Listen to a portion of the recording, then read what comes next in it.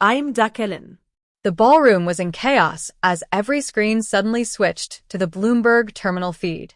My father's confident speech died in his throat as his image was replaced by a bombshell revelation. Zenith Investments unveiled.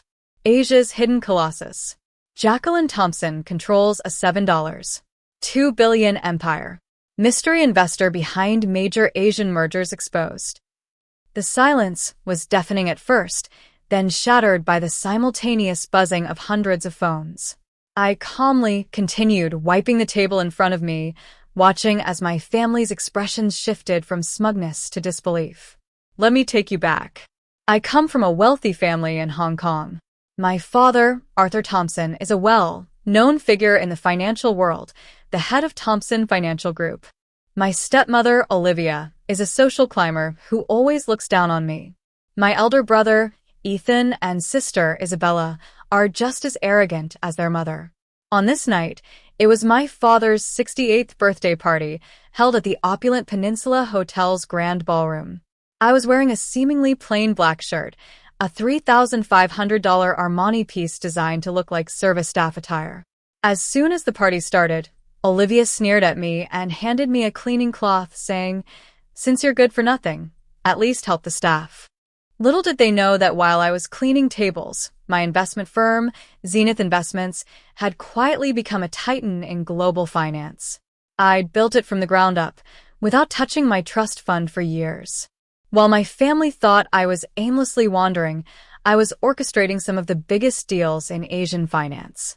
Isabella whispered to her stockbroker husband, "Look at Jacqueline, still pretending to be poor while mooching off Dad." Ethan smirked as he passed by and said, "When you're ready for real work, I might have a low-level job for you." The small apartment they thought I lived in was actually the penthouse of a building I owned. Throughout the night, I received messages on my old-looking phone, which was actually a prototype of Zenith's proprietary trading system worth more than Isabella's annual bonus. My chief operating officer, Leo, kept me updated. The Bloomberg article was ready, the net worth calculation was confirmed, and all major networks were standing by for the 9 p.m. reveal. Olivia kept berating me, telling me to clean properly and not embarrass the family. The VIP table, filled with executives from companies Zenith secretly controlled, was where she sent me to clean up a spill. I'd orchestrated their mergers and shaped their futures, yet they thought they were independent players. Ethan boasted over the sound system that in an hour, Thompson Financial Group would announce the largest acquisition in Asian financial history. But I knew that in exactly 60 minutes, my revelation would steal their thunder. As the time approached, the neighboring building screens were being tested. At 9 p.m. sharp, the truth was out. Ethan stammered, "That's impossible. Jacqueline's just a cleaner."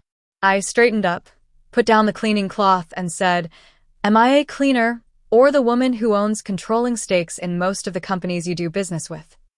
The ballroom screens switched to live data feeds, showing Zenith's true portfolio, our global reach, and the long list of companies we controlled. Isabella gasped, "But we checked all the major investors.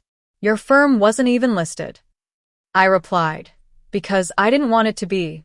Zenith operates through over 600 entities, including the largest institutional investors in Thompson Financial Group. My father's confidence evaporated. I confirmed that the Singapore merger they were announcing wouldn't happen because Zenith already owned controlling interests in both firms. In fact, we controlled the majority of the companies in the room. The financial reporters quickly recovered from their shock and started broadcasting live. Leo, now in executive attire, informed me that the Monetary Authority of Singapore was requesting an emergency meeting due to concerns about market stability. Olivia tried to play the family card, but I reminded her of all the times she'd humiliated me. I told the stunned crowd that Zenith Investments was entering its public phase. Thompson Financial Group would become a subsidiary, with modernized strategies and a rebuilt culture. My father protested, saying I'd destroy everything he'd built. "Iraplia, no, that. I'll improve what you couldn't even dream of." While you were teaching Ethan to network, I was building the future of finance. While you were mocking my cleaning job, I was revolutionizing Asian markets. As the news spread across Asian markets, the headlines told the story of how a woman underestimated as a cleaner had built a $7.2 billion empire. The employees of Thompson Financial Group were excited about the new opportunities at Zenith, with quadrupled compensation packages. The old executive floor, once filled with arrogance, was now being transformed. A reporter asked me, "Why maintain the cleaner facade for so long?" I looked at Zenith's logo and said, "True power doesn't need to announce itself. Sometimes, the best way to build something extraordinary is to let others underestimate you." As my private jet took off, I looked down at the transformed skyline.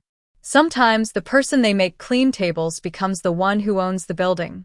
The power of Zenith would forever change the landscape of Asian finance.